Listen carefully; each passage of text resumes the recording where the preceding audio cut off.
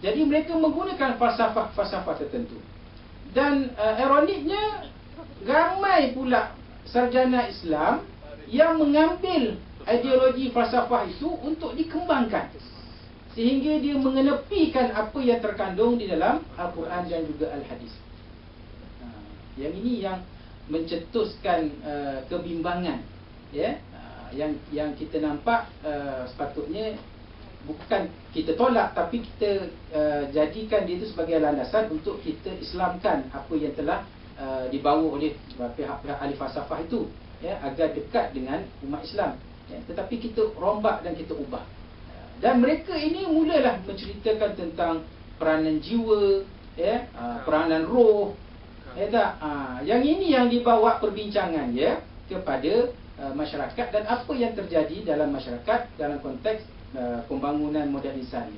Apa yang ada pada rohnya, apa yang pada jasadnya, apa yang ada pada alam-alam yang lain. Ini menurut ahli falsafah mereka saja. Okey. Dan yang ketiganya, corak yang diguna pakai ialah pendekatan sufistik, ahli tasawuf, ya. Hari ini kat Malaysia kita mula berkembang. Bukan Yohanana tu. Yohanana tu dia bukan ahli tasawuf. Ya, dia ahli tasawuf itu yang membawa tarikat-tarikat, ya. Ahmadiyah, ya, Naqsabandiyah ataupun yang lain-lain, ya. Ada Misriyah. Boleh. Dia sebenarnya yang di belakang itu adalah ambilan daripada pencetus ataupun pelopor kepada aliran itu sahaja, ya. Kita pun boleh, Tirmizi pun boleh, kan? Tarikat apa? Tarikat Tirmizi. Tapi tengok silsilah dia apa, ya.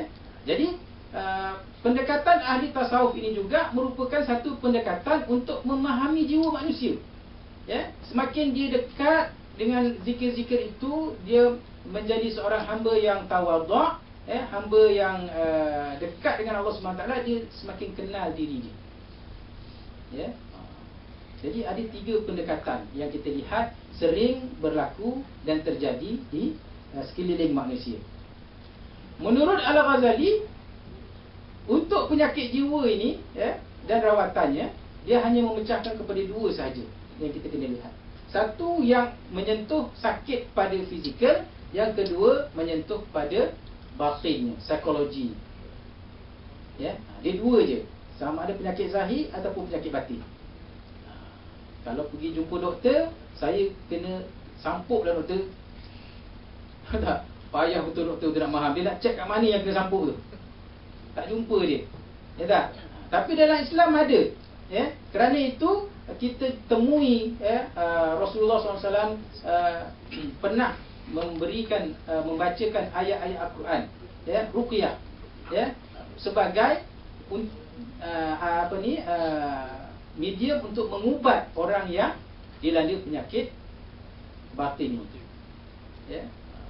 Dan kita pun diajar dengan ta'awuz, ya, membaca doa-doa tertentu. Sebenarnya adalah semua itu berbentuk perlindungan secara batinnya, psikologinya, ya. Yang zahir ni senang nak tengok. Kalau demam panas, kalau luka nampak, kalau patah nampak jelas, ya. Dan Imam Al-Ghazali bukan setakat mengenal pasti apakah jenis penyakit, bahkan beliau membawa sekali apakah rawatan untuk penyakit tersebut. Contoh, kalau orang ego, orang sombong, macam mana kita nak merawat orang yang sebegini?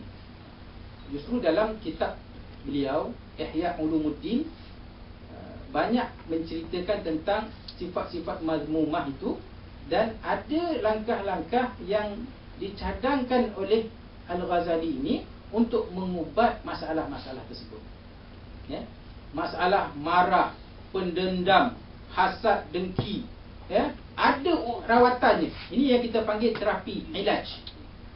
Nanti Ustaz Halim bawa yang itu, ya, saya hanya buka aja, ya. Untuk mendalam nanti bincang di tempat yang kita akan temui tajuk itu nanti. Macam mana kita nak merawat orang yang marah, ya. Dan kita sendiri, bukan kata orang je, kita sendiri, kita dapati diri kita ni, oh ya, aku ni hilang mudah hilang sabar, ya, saya ni seorang yang panas baran. So macam mana kita nak rawat diri kita yang panas baran itu, ya? Nanti dia ada step-stepnya. Yang paling payah ialah mujahadah. Dalam salah satu proses ni adalah proses mujahadah. Mujahadah ni by hook by crook, kita kena lawan dia. Kalau kita gagal nak mujahadah, maka kita akan tercundang. Maka kekallah kita dengan sifat pemarah itu. Jadi nak kena lawan. Dengan lawan itulah baru kita capai makam yang berbeza.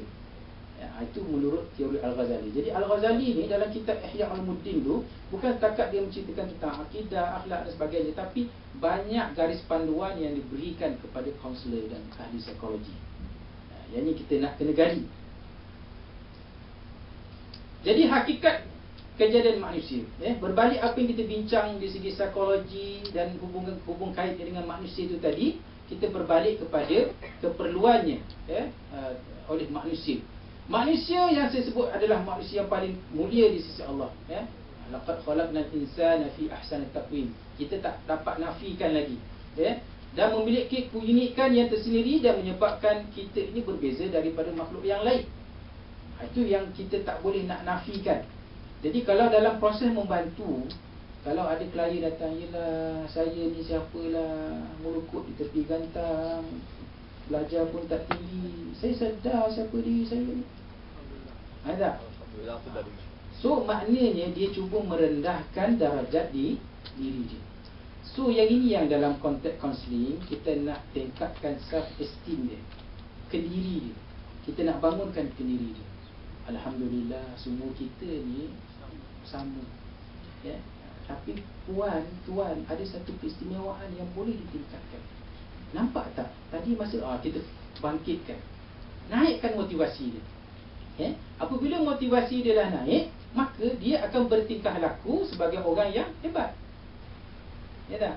Tuan-tuan nak naik pangkat tak? Cara yang pertama ialah tuan-tuan kena buat gini. Aku boleh buat ni. Ya tak? Saya nampak tuan mampu untuk buat. Ya tak? So dia akan rasa dia itu dihargai, dia itu dihormati, percakapannya, apa yang dia rasakan itu didengari, maka dia akan berusaha untuk mencapai tahap yang lebih tinggi. So kita sebagai kaunselor ni mendorong saja.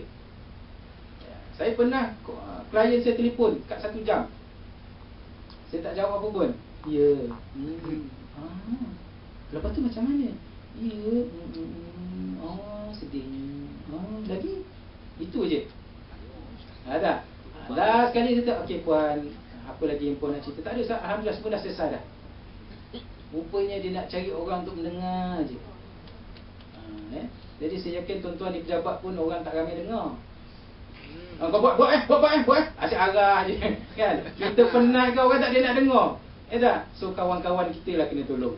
Kau tahu kita, sebab cara kita bercakap, mengeluarkan apa yang kita rasa itu juga sebahagian daripada proses terapi. Ada gaya sama masuk PDRM ni. Saya tunggu je. Tak pula rekod Jadi maknanya apabila kita dapat mengenal pasti kehebatan manusia ni, di mana kehebatan itu, so kita akan naikkan lagi dia punya tahap dia. Inilah proses keimanan dan ketakwaan apabila dia telah menemui sesuatu kegagalan dan dia jumpa satu jalan untuk bagaimana memecahkan kegagalan itu untuk menuju kejayaan. So dia akan pegang dan dia akan usaha bersungguh-sungguh. So kita tak akan bermasalah dan mewujudkan masalah kepada orang lain. Hari ini orang lain punya masalah menyebabkan kita bermasalah. Betul. Kan? Betul. Allah, sedih betul kan? Dengan kita pun tak bersemangat. Nak pergi kerja tu kalau boleh fikir dia nak mengelak ke nak datang, kan? Itu yang berlaku dan bagaimana kita boleh ubat. Sebab hari ini kita sebagai kaunselor bukan menolong orang. Jangan, siapa ada masalah sila datang Jangan begitu. Itu teroris nama dia. IS. Jangan diminta. Yang datang kita tolong. Tapi tak ada jangan cakap, kat sini macam orang tak ada masalah je. Jangan gitu. Besok datang dengan kita tu dia nak selesai masalah. Kan? Janganlah terlalu gitu. Kita menolong walaupun kita baru habis kursus CJ tinggi konsul syar'i.